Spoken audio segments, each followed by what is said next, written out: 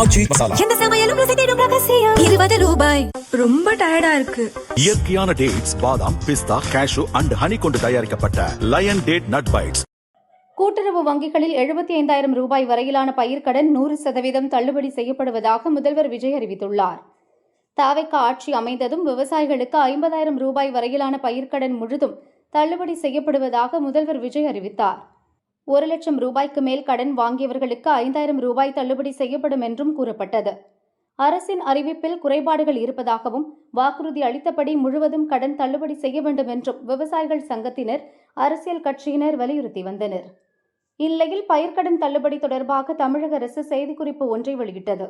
அதில் கூறியிருப்பதாவது: கூட்டுறவு வங்கிகளில் 75,000 ரூபாய் வரை பயிர்க்கடன் பெற்ற குறு, சிறு மற்றும் இதர பெரு விவசாயிகளுக்கு 100% முழுமையாக பயிர்க்கடன் தள்ளுபடி செய்யப்படும்.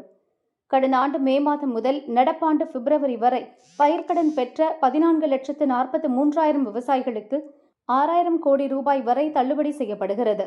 இதன் மூலம் அதிகபட்சமாக 75,000-ம் குறைந்தபட்சமாக 35,000-ம் தள்ளுபடி செய்யப்படும். இந்த தள்ளுபடி எதிர்வரும் சாகுபடி பருவத்திற்கு கடன் பெற விரும்பும் விவசாயிகளுக்கு பெருமளவில் பயன் தரும் என கூறப்பட்டுள்ளது.